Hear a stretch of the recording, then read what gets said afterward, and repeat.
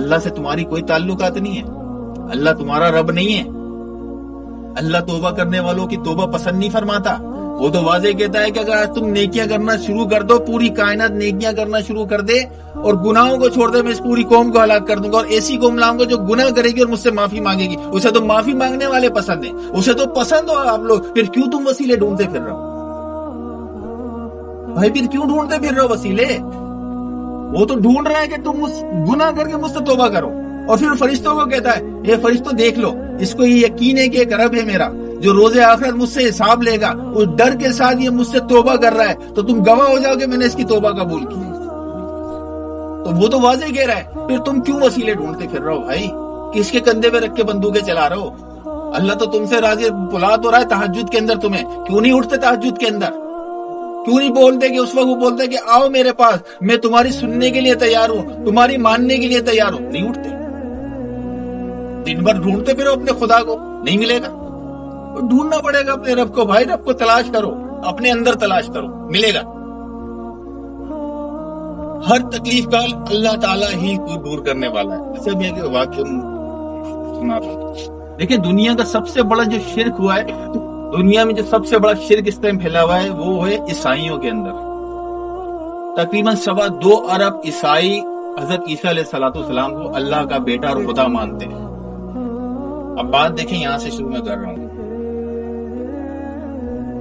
دنیا کا سب سے بڑا شرک حضرت عیسیٰ اور عیسیٰ ابن مریم کے نام پر ہوا۔ 2.25 ارب عیسائی حضرت عیسیٰ کو خدا کا بیٹا یا خدا کہتے ہیں، جن کو قرآن بھی کہتا ہے دنیا اور آخرت میں وجاہت والے اور مقربین رسول میں سے ہیں۔ اللہ کے حکم سے مردوں کو زندہ کرتے تھے، یہ سارے معجزات ان کو اللہ نے عطا کیے تھے۔ سنیں، اب یہ بات سننے کی ہے، بڑے غور سے سنیں۔ جو چھوٹے چھوٹے یہ کرتب دکھانے والوں کو تم ولی اللہ مانتے ہو نا، یہ دیکھیں ان کے کتنے بڑے بڑے مرتبات اللہ نے دیے تھے، اور روز آخرت اللہ تعالیٰ ان سے کتنا سخت سوال کرنے والا ہے۔ سنیں ان کے جو دنیا کے جتنے اللہ کے رسول ہیں، ان 5 رسولوں میں سے ایک رسول ہے، معتبر رسولوں میں 5 رسولوں میں سے ایک رسول ہے۔ اللہ نے ان کو شانیں کی عطا کی تھی، اللہ کے حکم سے مردوں کو زندہ کرتے تھے، مادر ذات اندھوں کو، کوڑیوں والوں کو شفا عطا کرتے تھے، مٹی سے پتلا بنا کے پھونک مار کے اسے زندہ کر دیا کرتے تھے اللہ کے عزم سے، اور بنا باپ کے اللہ نے پیدا کیا، سب سے بڑی نشانی۔ اور ان کو روح اللہ کا نام دیا، یعنی اللہ کی روح، ایسا لقب کائنات میں آج تک کسی کو نہیں دیا اللہ نے۔ اب سنیں آگے، جب عیسیٰ پر شرک کا الزام لگایا عیسائیوں نے، تو اللہ نے جواب دیا عیسائیوں کو قرآن میں، وہ لوگ کفر کر رہے ہیں جو کہہ رہے ہیں کہ عیسیٰ اللہ ہے، جو بھی یہ کہ اس کا ٹھکانہ دوزخ ہے جہاں اس کا کوئی مددگار نہ ہوگا، یعنی اللہ نے ان کی گواہی دی۔ اور سورہ مائدہ کے اندر آیت 72 میں پھر سورہ 72 میں یہ آیت بیان کی اللہ نے، پھر سورہ مائدہ آیت 75 میں کہا عیسیٰ اور ان کی ماں کھانا کھانے کے محتاج تھے، تو تم انہیں خدا کیوں بناتے ہو بھائی؟ جب یہ کھانے کے محتاج تھے تم انہیں خدا کیوں بنا رہے ہو؟ اور ایسوں کو اپنا مشکل حاجت روا بناتے ہو جو اپنے نفع نقصان کے مالک بھی نہیں۔ اللہ ہے نفع نقصان کا مالک، کیا بگاڑ لے گا اگر اس کی ماں اور اس کو موت دے دے تو؟ اگر اللہ عیسیٰ اور اس کی ماں کو موت دے دے تو عیسیٰ کیا بگاڑ لے؟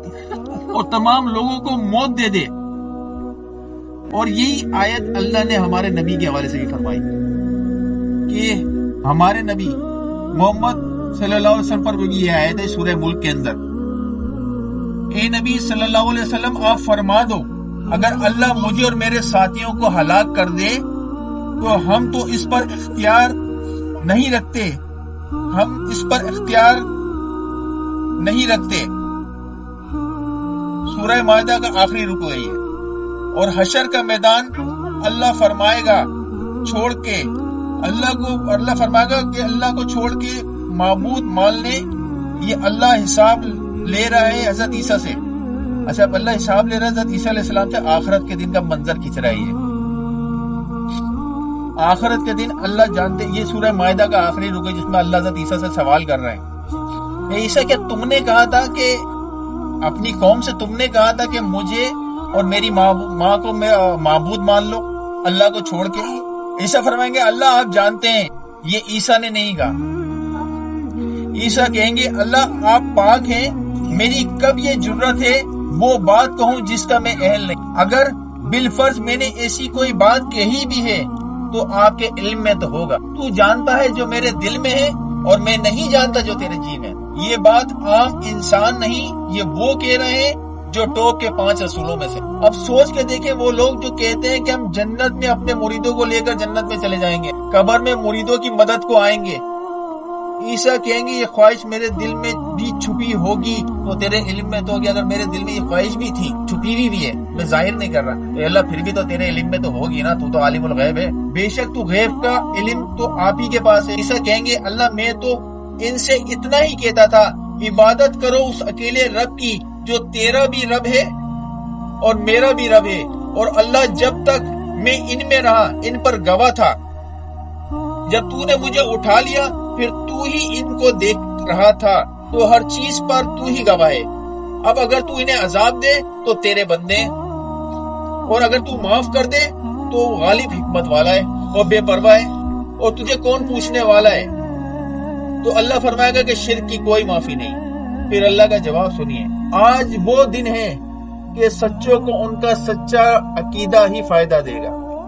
اللہ شر کے دن فرمائے گا آج کا دن وہ ہے کہ جن کے سچے عقیدے تھے بس ان کو وہ سچے عقیدے ہی فائدہ پہنچائیں گے آج، اور کسی کی سفارش قبول نہ ہوگی. سوچو جب اللہ حشر کے میدان میں اپنے مقبول رسول کو اٹھا کے سوال کرے شرک پر. اب دیکھو ہم لوگوں کو جو گمراہ کر رہے ہیں اللہ کے بندوں کو پیروں کے نام پہ، مزاروں کے نام پہ، کسی مشکل کشا کے نام پہ رزق میں برکت، سال بھر چڑھائی، سال بھر کے جو رزق برقرار رہے اس کے لیے برسیاں منائی جا رہی ہیں، اس پر نیازیں چڑھائی جا رہی ہیں. کوئی نوازنے والا سمجھا ہوا ہے، کوئی مردوں کو مددگار جان کر جی رہا ہے. جب عیسیٰ جیسے پیغمبر حشر کے دن اس مشکل سوال کا سامنا کریں گے جن کی سچائی کی گواہ خود رب کریم ہے. سوچو جو دعویٰ کرتے ہیں مشکل کشائی کا، حاجت روائی کا، ہاتھ کی ہتھیلی پر اللہ کی کائنات کو دیکھنے کا، مشکل کو ٹالنے کا، غریب پر نوازنے کا، رزق میں برکتوں کا، مردوں کو زندہ کرنے کا. اللہ نے ان کی کوئی سند تمہیں دی ہے جس کے اوپر تم اتنا دعویٰ اور دم بھرتے ہو؟ اللہ نے تم لوگوں سے کہا ہے اس کے بارے میں کچھ بھی نہیں کہا، خود ہی اپنے منہ سے من گڑت کہانیاں سنا رہے ہو. ہم ان کو اولیاء اس لیے مانتے ہیں کیونکہ ہمارے ماں باپ، دادا پردادا یہ شروع سے یہ کہتے چلے آ رہے ہیں، وہی چیز مانتے چلے آ رہے ہیں، کیونکہ ہم نے خود تحقیق ہی نہیں کی. یہاں تک کہ میں آپ کو سچی اور حق بات بتاؤں، آپ نے کبھی اپنی نماز بھی اپنی کتاب سے پڑھ کر نہیں سمجھی ہے. آپ کو جو بتائی گئی ہے اسی حساب سے پڑھ لو. اگر آپ اپنے دلوں میں جاگ لو، کوئی ایک نماز کا طریقہ آپ نے صحیح بخاری سے دیکھی ہے؟ نماز نہیں دیکھی آپ نے، پتہ ہی نہیں آپ کو. آپ نے جو اپنے ماں باپ کو کرتے ہوئے دیکھا، باپ داداؤں کو کرتے دیکھا، وہی کرتے چلے آ رہے. دین تحقیق کا نام ہے، سمجھ کا نام ہے. اللہ فرماتا ہے دین کو تحقیق کے ساتھ حاصل کرو، اگر نہیں کر سکتے تو تم ایک چوپائے ہو، بلکہ اس چوپائے سے بھی بدتر کہ جسے راہ دکھائی جائے وہ پھر بھی نہ چل سکے. نہ قرآن نہ حدیث میں اللہ نے ان کی گواہی دی. اللہ نے ہمیں انسان بنایا جیسے سوچنے کی طاقت دی، قرآن کی روشنی میں سمجھ کر تحقیق کر کے کسی چیز کو قبول کرے تاکہ ہم آخرت کی تیاری کر سکیں. اس لیے اس قرآن کو اللہ نے ہماری رہنمائی کے لیے بھیجا.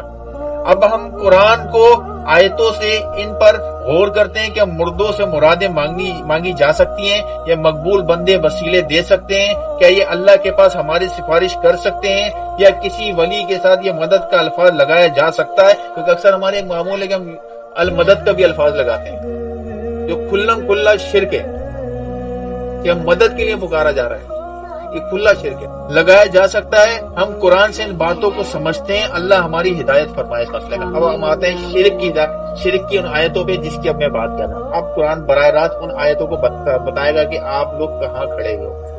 میں اس طرف آ رہا ہوں. سب سے پہلی ایک بات میں آپ چھوٹی آیت سے شروع کرتا ہوں. دیکھیں اس آیت میں بڑا اچھا موقع تھا کہ اللہ فرما دیتا کہ اے محمد میرے بندوں سے کہہ لو کہ میرے لیے وسیلے ڈھونڈو تاکہ میں تمہاری بات جلدی سن لوں. انہیں پیش کرو گے تو میں جلدی تمہاری بات سن لوں گا. اور اس نے عجب کام کر دیا اللہ تعالیٰ نے شاید کے اندر، بات ہی ختم کر دی. اب سنو، اے محبوب جب تم سے میرے بندے مجھے پوچھیں، اے محمد جب میرے بندے میرے بارے میں تم سے پوچھیں تو میں نزدیک ہوں دعا کرنے والے کے، اور دعا قبول کرتا ہوں پکارنے والے کی. بول نہیں رہا وہ وسیلے تو بھائی. بولے جب میرے بندے تم سے میرا پوچھے تو بتا دو کہ میں تمہارے نزدیک ہوں، تمہاری دعائیں سن رہا ہوں اور قبول بھی کر رہا ہوں. اور جب مجھے پکارے تو انہیں چاہیے میرا حکم بھی تو مانے. اگر میں ان کی دعائیں قبول کر رہا ہوں تو حکم بھی تو مانو میرا. کیوں نہیں مان رہے؟ اور مجھ پر ایمان لائیں کہ کہیں راہ پائیں. تو اللہ نے واضح فرما دیا نا کہ بھائی دعاؤں کو ڈائریکٹ براہ راست سننے والا ہوں. اس نے تو کئی وسیلے کی ذکر ہی نہیں کر رہا. وہ یہ بول ہی نہیں رہا کہ فلاں آستانے پہ پہنچو گے وہاں سے ٹوکٹ لو گے یا ٹکٹ لو گے پھر میرے پاس آنا پھر میں آگے آپ کو فارورڈ کروں گا. وہ ایسی بات ہی نہیں کر رہا. اب اس سے بھی ایک بہترین سب کو لاجواب کر دینے والی ایک آیت ہے اللہ کی، اسی کے اندر میں آپ کو سنا رہا ہوں جس میں اس نے اور واضح طور پہ اس بات کو کلیئر کر دیا. یہ ہے سورہ نمل کی آیت ہے. اچھا دیکھیں، پکار اور فریاد کون سنتا ہے؟ اللہ. وہ جو لاچار کی فریاد کو سنتا ہے. لاچار کون ہوتے ہیں؟ بے بس لوگ ہوتے ہیں نا بھائی. تو مطلب جب وہ اسے پکار رہے ہوتے ہیں تو اکثر لوگ بولتے ہیں کہ اللہ ہماری فریاد نہیں سنتا، دعائیں نہیں سنتا. وہ بول رہے ہیں میں سن رہا ہوں بھائی، میں سن رہا ہوں. وہ جو لاچار کی فریاد کو سنتا ہے جب اسے پکارتا ہے وہ، اور دور کر دیتا ہے اس کی برائی اس سے. کہیں کسی شخص کی بات نہیں کر رہا وہ، کہیں کسی وسیلے کی بات نہیں کر رہا وہ. بولے میں خود سارے کام کر رہا ہوں، یہ تمہاری فریاد بھی سن رہا ہوں، تمہاری بے چینی بھی دیکھ رہا ہوں، تمہاری پریشانی بھی سن رہا ہوں، ٹھیک ہے، اور اس کو دور بھی کر رہا ہوں تم سے. اور تمہیں زمین کا وارث بناتا ہوں اور تمہیں تمہارے گھروں کا سربراہ بنایا. تمہیں تمہارے گھروں کا سربراہ بنایا. یعنی ہم آج اپنے بچوں کے ساتھ جو بھی معاملات ہیں، ہمیں ہمارے بعد ہمارے بچے ہمارے بعد اس کے بعد یہ سربراہ ہوں گے، خلیفہ ہوں گے، تو اللہ ہر شخص پہ ایک شخص مقرر کر رہا ہے. یعنی آپ کی تربیت کے انتظامات کر رہا ہے وہ. صحیح ہے. کیا اللہ کے سوا اور خدا بھی ہے جس میں یہ کوالٹیاں ہیں؟ دیکھو اب وہ اپنی بات کا جواب مانگ رہا ہے آپ لوگوں سے. پہلے بولے بتاؤ کہ لاچار کی فریاد کون سنتا ہے، پھر اس کی تکلیف کو اس سے دور کون کرتا ہے، ٹھیک ہے. پھر اس کے بعد کیا بول رہا ہے کہ اس کے علاوہ بھی کوئی اور خدا جس میں یہ کوالٹی ہے. تو پھر تم دھیان کیوں نہیں کر رہے بھائی؟ سوال یہ کر رہا ہے وہ پھر آخری کہ تم دھیان کیوں نہیں کر رہے، پھر بات سمجھ کیوں نہیں پا رہی ہے، کیوں ادھر ادھر بھٹکتے پھر رہے ہو. اب کیا کہہ رہا ہے وہ؟ اللہ کے سوا اور خدا ہے پھر بھی تم بہت کم دھیان کرتے ہو، پھر بھی تمہارا ذہن اس طرف نہیں جاتا. تو واضح آیت ہے، واضح بالکل کلی آیت ہے اللہ کی. اللہ بولا مجھے اپنی بات کرنے میں کوئی شرم محسوس نہیں ہوتی، میں کلی باتیں کرتا ہوں. آپ لوگوں نے ڈھکی چھپی باتوں میں لگے پڑے ہو اب تک، حقیقت کو سمجھ ہی نہیں پا رہے کہ کائنات کا رخ کس طرف ہے. آپ مشرق کی جگہ مغرب کی طرف دوڑے لگا رہا ہوں. اچھا آتے ہیں اس کے اوپر. اچھا ایک اور چیز میں بتاتا ہوں آپ کو. اور یہ کہ آئیں ان کے پاس فرشتے اور تمہارے رب کا عذاب یا تمہارے رب کی ایک نشانی آئے. جس دن تمہارے رب کی وہ ایک نشانی آئے گی کسی جان کو ایمان لانا کام نہ آئے گا. دے گا جو پہلے ایمان نہ لائی تھی یا اپنے ایمان میں کوئی بھلائی نہ کمائی تھی. تم فرماؤ رستہ دیکھو ہم بھی دیکھتے ہیں. وہ جنہوں نے اپنے دین میں جدا جدا راہیں نکالی. اب دیکھیں بڑا سینسیٹیو سوال ہے. اللہ بڑا ایک اہم سوال کر رہا ہے آپ سے کہ جو لوگ اپنے دین میں جدا جدا، یعنی ایک مسلمان، دیکھیں فرقے کا مطلب کیا ہے؟ فرقہ ہے کیا چیز؟ ایک مسلمان سے دوسرے مسلمان کو جدا کرنا، ٹھیک ہے. ایک مسجد سے دوسرے مسجد میں نہ جانا، ایک عقیدے کے دوسرے عقیدے کو نہ ماننا، ٹھیک ہے. اس کا نام فرقہ ہے. اور فرقے نام کی وجود سے اللہ نے چڑ کی، اللہ کے رسول نے چڑ کی ہے. اب یہ دیکھیں فرقے کرنے والے اور اپنے آپ کو مسلکوں میں بانٹنے والے، اپنے الگ الگ نام رکھنے والوں کے لیے اللہ کے رسول نے کیا فرمایا ہے. ابھی سنیے آپ اس بات.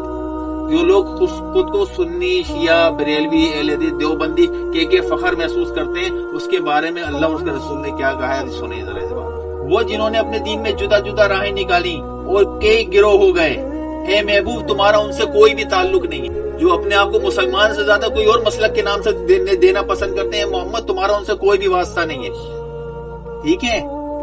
اور ان کا معاملہ اللہ ہی کے حوالے، پھر وہ انہیں بتا دے گا جو یہ دنیا میں کرتے رہے ہیں. کیونکہ اللہ کے رسول نے ناپسند فرمایا ہے. انہوں نے کہا کسی گورے کو، کسی کالے پہ، کسی عربی کو، کسی اجمی پہ، کسی بھی اعلیٰ کو، کسی بھی نارمل انسان سے کوئی فضیلت حاصل نہیں ہے.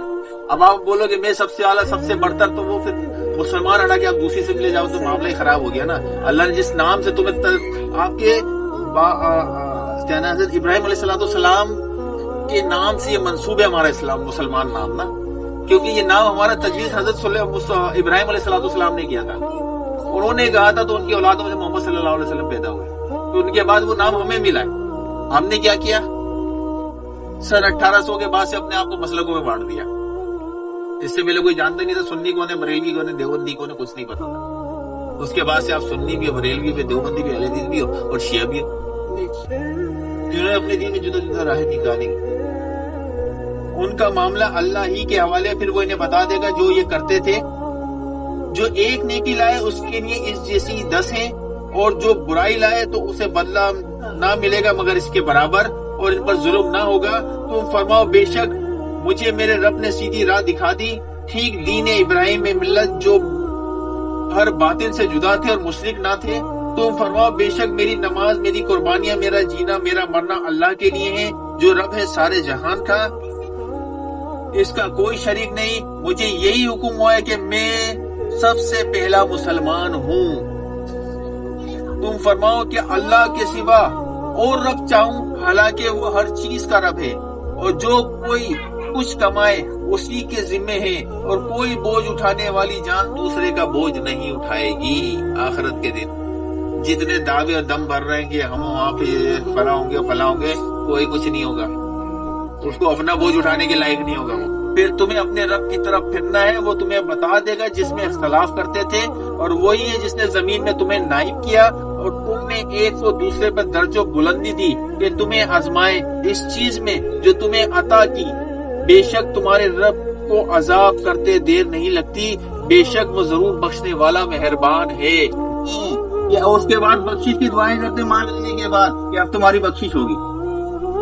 اللہ تو پہلے آج سے 1400 سال پہلے اس کتاب میں فرما چکا جو آج ہم 1400 سال بعد کر رہے ہیں. اور یہ کنز الایمان ہے، دعوت امام احمد رضا بریلوی رحمۃ اللہ علیہ کی لکھی ہوئی کتاب ہے. اہل سنت والجماعت کی کتاب سنا رہا ہوں، انہی کے سب سے زیادہ یہ بڑا فتنہ ہے. معاوضے لیتے ہیں، عبادتیں کرتے ہیں، اور اس کے بعد بخشش کی دعائیں کرتے ہیں. تو اللہ تو واضح فرما رہا ہے اس کے اندر مال ان کے پاس اور نہ خلق کتاب کے وارث ہوئے، اس دنیا کا مال لیتے ہیں اور کہتے ہیں اب ہماری بخشش ہوگی. اگر ویسا ہی مال ان کے پاس اور آئے تو لے لیں، یعنی اس کے بعد بھی کوئی انہیں دے ہدیے کے طور پہ، مال کے طور پہ فوراً سمیٹ لیں، نہیں چھوڑیں گے. کیا ان پر کتاب میں عہد نہ لیا گیا کہ اللہ نے اس کتاب سے کسی کیا مسلمانوں سے عہد نہیں لیا ہے؟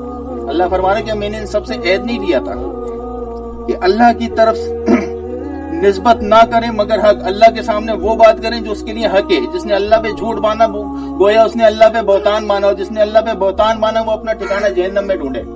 اور انہوں نے اسے پڑھا اور بے شک پچھلا گھر بہتر ہے پرہیزگاروں کو. تو کیا تمہیں عقل نہیں؟ اور وہ جو کتاب کو مضبوط تھامتے ہیں، یعنی اس کتاب کو پکڑتے ہیں، اس کی پیروی کرتے ہیں اور اس کو اپنا امام بناتے ہیں. اللہ فرما رہا ہے جو اس کتاب کو مضبوطی سے پکڑے، اس کو اپنا امام بنائیں. انہوں نے نماز قائم کی، وہ لوگ ہیں جنہوں نے سچی نماز قائم کی ہے. وہ لوگ نہیں ہیں جو سجدے کر کے دوڑ کے گھر آتے ہیں، ان کو پتہ ہی نہیں اللہ نے قرآن میں کیا فرمایا ہے. جو اس کتاب کو مضبوطی سے تھامیں اور نماز قائم کریں، وہ سچی نمازیں اللہ کی بارگاہ میں. کیونکہ یہ نماز ایک ہدایت کا راستہ ہے، آپ کو آپ سے رب سے ملانے کا ذریعہ ہے، آپ کے رسول سے ملانے کا ذریعہ ہے. اور ہم نیکوں کا نیک اجر ضائع نہیں کرتے. جو نیک نیتی کے ساتھ میری کتاب کی پیروی کرے، میں اس کا نیک اجر کبھی ضائع نہ کروں گا. آپ کو پتا ہے قبر میں 4 سوالات ہونے ہیں، پر دنیا کو 3 رٹائے گئے ہیں. دنیا کو 3 رٹائے گئے ہیں. صحیح بخاری کے سوال ہیں 4 کہ قبر میں 4 سوال ہوں گے. اس کے بعد چوتھا ایک اور سوال ہے جس کو آج تک کوئی نہیں بتاتا، کیونکہ اس کا تعلق اس کتاب سے، اس چوتھے سوال کا. جس کو بتاتے میں گھبراتے ہیں کہ اگر آپ اس کو پڑھنا شروع کر دیں آپ ان کے مسلکوں سے بھٹک جائیں گے. پہلا سوال آپ کا رب کون ہے، دوسرا سوال آپ کا دین کیا ہے، تیسرا اس شخص کے بارے میں آپ کی کیا رائے، کون ہے یہ شخص، بتا رہا ہوں. اب چوتھا سوال جو آپ کے پاس وہ فرشتہ کر رہا ہے وہ یہ بولے تینوں کے بارے میں تجھے علم کیسے تھا؟ تو نے تو رسول اللہ کو دیکھا بھی نہیں تھا، اللہ کو بھی نہیں دیکھا تھا، تو کیسے جانتا یہ اللہ تھا یہ اس کا رسول تھا، کیسے جانتا تھا؟ تو پھر آدمی بولے گا جو لوگ بولتے تھے وہی میں بول رہا ہوں. اب کیونکہ ہمارے یہاں تو سارے لوگ مروسی دین کے لوگ ہیں نا، کہ ہمارے ماں باپ نے ہمیں جو سکھایا تھا ہم وہی پڑھتے ہوئے آ رہے ہیں اور وہی کرتے ہوئے آ رہے ہیں. ہم نے کبھی خود سے کتاب کھول کے نہیں دیکھی اس کتاب میں لکھا ہوا کیا. ہمارے ماں باپ نے ہمیں صحیح راہ بھی دکھائی تھی یا نہیں دکھائی تھی ہمیں نہیں معلوم، کیونکہ ہم نے کتاب کو پکڑا ہی نہیں، ہم تو ماں باپ کے طور طریقے پکڑے. تو موریثی دین کو لے کے چلے ہم، اور ہم نے وہ قربانیاں بھی نہیں دی جو پچھلے لوگ دے کے جا چکے ہیں۔ اب سوال یہ ہے کہ بھائی تمہیں یہ کیسے پتا؟ وہ بولے گا کہ بھائی مجھے اس لیے پتا ہے کہ میرے پیچھے لوگ کہا کرتے تھے، وہی سوال کے جواب میں تمہیں دے رہا ہوں۔ قرآن سے رہنمائی پائی ہوگی جس شخص نے، تو وہ بولے گا کہ میں نے اللہ کی کتاب پر ایمان لایا تھا، اس کتاب کو میں نے پڑھا تھا، اس کتاب نے کہا تھا کہ یہ اللہ ہے اور اس کا رسول ہے، تو میں نے اس کتاب پہ ایمان لایا، اس لیے میں نے اس کے رسول ہونے کی تصدیق کی۔ تو چوتھا سوال اس کا یہ ہوگا جس کو یہ نہیں بتائیں گے کبھی بھی تم، کیونکہ یہ بولتے ہیں ڈائریکٹ قرآن پڑھو گے گمراہ ہو جاؤ گے، تم ڈائریکٹ قرآن پڑھو گے گمراہ ہو جاؤ گے تم، ان کا موقف یہی ہے، نہیں پڑھنے دیں گے تمہیں قرآن کو۔ تو جس نے اس قرآن کی پیروی کی وہی ہدایت پہ، جس نے نہیں کی وہ گمراہ ہو گئے۔ اور یہ لکھنے والے کون ہیں؟ یہ وہی لوگ ہیں جو لوگ اس پڑھنے نہیں دیں، وہی اس کتاب میں تمام چیزوں کا اقرار بھی کر رہے ہیں کہ یہ چیز ایسی ہے۔ ابھی اس کے بعد آگے کھلے گی یہ کتاب تو آپ خود بولو گے کہ اس عقائد تو ہمیں دیے گئے اور اس چیز کے اندر اس کا انکار کیا جا رہا ہے، کیوں؟ کیونکہ جواب نہیں ہے آپ لوگوں کے پاس، کیونکہ آپ نے خود سے اس کی رہنمائی حاصل ہی نہیں کی۔ آپ کو تو لوگوں نے جو پتا ہے آپ نے اس پہ عمل کرنا شروع کر دیا، اس کو جاری رکھا اس عمل۔ اللہ ہمیشہ اس کتاب سے اپنے ان بندوں کو رہنمائی دیتا ہے جو ہدایت چاہتے ہیں، جو ہدایت نہیں چاہتے اس کے پاس کوئی ہدایت نہیں ہے۔ اس نے کہا اے محمد تم اس شخص کو ہدایت دے کے بچا لو گے جس کو تیرے رب نے آگ کے لیے مقرر کر دیا؟ تو کہا نہیں۔ تو جس کو محمد ہدایت دے کے نہ بچا سکے، جس پہ اللہ نے آگ مسلط کر دی، اس کو کون بچائے گا؟ تو نہیں بچا سکے گا کوئی، کیونکہ اس دن اس حاکم کی حاکمیت ہے جو روز قیامت سب کو سزا اور جزا کا دینے کا مالک ہے۔ اس دن وہ سارے معاملات اپنی خود سے دیکھے گا اور کوئی اس دن بچانے والا نہ ہوگا۔ ابھی ایک مقدمہ میں آپ کو سناؤں گا حضرت عیسیٰ کا، اسی کتاب میں سے نکال کے جمع کر کے رکھا ہے، اور پورا مقدمہ سناؤں گا آپ کو حضرت عیسیٰ کا جو اسی قرآن سے۔ ہم آگے بڑھتے ہیں۔ اب الکہف کی ایک صورت ہے جس میں اللہ اپنی آیتیں یاد کرواتا ہے کسی بھی ذریعے سے۔ اب میں آپ کو ایک چیز بتاتا ہوں، آپ کو پتہ ہے نمرود کو کس نے مارا تھا؟ ایک مچھر نے۔ مچھر کہاں سے گیا تھا؟ اس کے ناک کے ذریعے۔ کہاں گیا تھا؟ دماغ میں۔ کتنے دن وہ اذیت میں رہا تھا؟ 40 45 50 جتنے دن بھی اذیت میں رہا۔ اس کے بعد وہ ایک عبرتناک موت مر گیا۔ اس نمرود کے بعد پھر کسی مچھر نے یہ کام کر کے دکھایا آج تک؟ کہیں آپ نے تاریخ میں پڑھا؟ نہیں پڑھا۔ ابابیل اللہ کے حکم سے اٹھی، ہاتھی کے لشکروں پہ حملہ کرنے کے چھوٹے چھوٹے کنکر لے کے حملہ کیا، ان ہاتھیوں پہ گرے، وہ بم کی طرح پھٹ گئے۔ تو کیا ابابیلوں کو بم بنانے کا طریقہ آ گیا؟ یا ابابیلوں نے یہ اقرار کیا کہ اب ہم اس طرح عمل کر کے اور ہاتھیوں کے لشکروں کو مار سکتے ہیں؟ یہ مچھر نے اقرار کیا کہ آج ہی میرے کو اللہ نے گڑ سکھا دیا کہ میں اب اس طرح انسان کو قتل کر سکتا ہوں۔ نہیں کر سکتا بھائی، کیونکہ وہ ایک ہی دفعہ کا حکم تھا اللہ کو۔ تو اپنا کام لینے پہ اللہ قادر ہے، کسی سے بھی لے سکتا ہے۔ اگر میں آج یہاں بیٹھا ہوں تو اللہ مجھ سے کوئی کام لے رہا ہے آپ لوگوں کے ذریعے، باقی میں برا بدکار آدمی ہوں، ٹھیک ہے؟ اگر وہ آج میری زبان سے کچھ جاری کروا رہا ہے تو وہ اس کے کام ہے، میں اس کا خادم، اس کا ملازم، اس کے الفاظ آپ تک پہنچا رہا ہوں، ٹھیک ہے؟ تو مسئلہ یہ ہے کہ انسان رہنمائی پاتا ہے اس قرآن کے ذریعے، جو اس کو پڑھے گا وہ کامیاب رہے گا۔ اب دیکھو اسی قرآن کی ڈیفینیشن اللہ اور مزید سمجھا رہا ہے لوگوں کو۔ الف لام میم کی سورت تو سینکڑوں بار پڑھی ہوگی آپ نے، اب اس کی سنیں اس کی بات بھی۔ وہ بلند درجہ کتاب قرآن کوئی شک کی جگہ نہیں، اس میں ہدایت ہے ڈر والوں کے لیے جو ڈرتے ہیں اللہ سے، اور وہ جو بے دیکھیں ایمان لائیں، یعنی کسی چیز کی ہیل حجت نہ کریں کہ آج ہی اللہ ہے اس کا رسول ہے یہ، اور نماز قائم رکھیں۔ بار بار دیکھیں اللہ نماز پہ زور دے رہا ہے۔ آپ کو ایک واضح حدیث سنا دیتا ہوں کہ اللہ فرماتے ہیں جس نے جان بوجھ کر ایک نماز چھوڑی گویا اس نے کفر کیا۔ آپ پاکستان کے شناختی کارڈ پہ تو مسلمان رہ سکتے ہیں، پر اللہ کی ڈکشنری میں کوئی مسلمان نہیں ہے۔ آپ کو کسی نے غلط گائیڈ کر دے، 3 جمعے چھوڑ دے تو کافر ہو جاتا ہے۔ اللہ بولتا ہے میرے لیے ایک نماز بھی جان بوجھ کے چھوڑ دو تو بھی کافر ہو گئے تم، سمجھے؟ اور نبی کریم صلی اللہ علیہ وسلم کی دوسری حدیث ہے مسلمان اور کافر کے بیچ میں فرق کی نماز ہے۔ تیسری حدیث پہ آؤ، حضرت جبل بن معاذ رضی اللہ تعالیٰ سے فرماتے ہیں اے جبل، اللہ کی ذات میں شرک نہ کرنا، کیونکہ شرک چاہے تجھے سولی چڑھا دیا جائے چاہے پھانسی دے دیا جائے، اللہ کی ذات میں کسی کو شریک مت کرنا۔ اور دوسرا یہ نماز نہ چھوڑنا، کیونکہ اللہ اور تیرا معاہدہ نماز کی بنیاد پر ہے، اگر تم نے نماز چھوڑ دی تو روز آخرت اللہ کا ذمہ تجھ سے اٹھ گیا، پھر اللہ تیرے معاملات میں کہیں نرمی نہیں برتے گا. اور تیسری شراب کو نہ چھونا. چوتھی قرآن کی ایک اور آیت ہے جس کے اندر اللہ فرماتا ہے کہ جب حشر کا میدان بپا ہوگا اور لوگ تمام عالم بیٹھا ہوا کھڑا ہوا ہوگا اور اللہ فرمائے گا کہ ہاں آج کون ہے میری بارگاہ میں جھکنے والا. دنیا کا کائنات اس وقت ہر انسان کی حسرت ہوگی کہ میں اللہ کی بارگاہ میں سجدہ کر دوں. ہر انسان کی حسرت ہوگی سب سے پہلے میں گر پڑوں. پر جب وہ جھکنے کی کوشش کرے گا جو نماز پڑھتا تھا وہ فوراً جھکے گا. اور جو نماز نہیں پڑھتے تھے چھوڑ دیا کرتے تھے کوئی پرواہ نہیں کرتے تھے اللہ فرماتا ان کی کمریں تختے کی طرح سخت اکڑ جائیں گی اور وہ جھکنے کی کوشش کریں گے جھک نہ سکیں گے. اور اللہ فرمائے گا اے لوگوں ان لوگوں کو اٹھاؤ حامان نمرود فرعون اور شداد کی صف میں کھڑے کرو کیونکہ آج ان کا اور شداد میں کوئی زیادہ فرق ان کے مقابلے میں. تو نماز کو خدا را کسی صورت نہ چھوڑو کیونکہ یہی تمہارے لیے آخرت کا اور نجات کا ذریعہ ہے. اگر تم نے آج اسے چھوڑ دیا کل روز آخرت تمہارا کوئی پرسان حال نہیں. برباد اور ہلاکت میں چلے جاؤ گے. اور سب سے بڑا شرک کہ جو اللہ کی اذان کو سنے اور اپنے کام کو ضروری سمجھ کے نکل جائے سب سے بڑا شرک ہے اللہ کی ذات میں. کہ اس رب کے پیغام کو آپ نے رد کیا اپنے کام کو بڑا جانا اس رب سے تو آپ نے مشکل میں ڈالا اپنے آپ کو. ایمان لائے اور نماز قائم رکھے اور ہماری دی ہوئی روزی سے ہماری راہ میں اٹھائیں. اور وہ کہ ایمان لائیں اس پر جو اے محبوب تمہاری طرف اترا اور جو تم سے پہلے اترا اور آخرت پر یقین رکھیں. وہی لوگ اپنے رب کی طرف سے ہدایت پر ہیں اور وہی مراد کو پہنچنے والے. بے شک وہ جن کی قسمت میں کفر ہے انہیں برابر ہے چاہے تم انہیں ڈراؤ یا نہ ڈراؤ. اب یہ قرآن اگر آپ کو ہدایت کی طرف کے لیے بلا رہا ہے پکار رہا ہے جواب دے رہا ہے لوگوں کے دل نہیں ڈر رہا تو کوئی حیرت کی بات نہیں ہے. اللہ تعالیٰ فرماتے کوئی ضرورت نہیں ہے ڈر رہے ڈرے نہ ڈرے مجھے ان کی ضرورت نہیں ہے. آپ کو آپ کی نمازیں اپنے لیے چاہیے اللہ کے لیے نہیں چاہیے. اللہ کو آپ کی نمازوں کی کوئی ضرورت نہیں ہے. اس کے بعد بہت مخلوق پڑی ہے عبادت کے لیے. وہ بولتے ہیں تمہیں نمازیں تمہارے اپنے لیے چاہیے کہ آخرت کے دن تمہاری نجات کا ذریعہ بن سکے. میرے لیے کیا کر رہا ہو تم عبادت میرے کو تھوڑی ضرورت ہے تمہاری عبادت ہوگی. اور تم انہیں ڈراؤ یا نہ ڈراؤ وہ ایمان لانے کے نہیں. اللہ نے ان کے دلوں میں اور کانوں پر مہر کر دی اور ان کی آنکھوں پہ گھٹا ٹوپ ہے. ان کے لیے بڑا عذاب ہے. اور کچھ لوگ کہتے ہیں کہ ہم اللہ اور پچھلے دن پر ایمان لائے اور وہ ایمان والے نہیں. یعنی زبانی تو سارے اقرار کر رہے ہیں نا کہ ہم اللہ پہ ایمان لائے آخرت پہ بھی ایمان ہے اور موت پہ کس کو یقین ہے کسی کو بھی نہیں. جس نے موت دیکھی اس نے بتایا نہیں کہ اس کے بعد ہوا کیا اس کے ساتھ. جو دنیا میں زمین پہ چل پھر رہا ہے نا صرف وہی خوشی خوشی گھوم رہے ہیں کچھ نہیں ہوتا.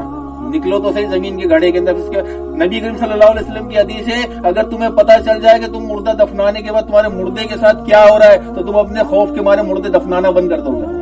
تو جب انسان کا دل اتنا بھی مردہ ہو جائے کہ اس کو یہ بھی خوف نہ رہے کہ میرا اللہ مجھے دیکھ رہا ہے تو اس کے بعد کچھ نہیں بچا. ہلاکت اس کا مقدر ہے بربادی اس کا مقدر ہے.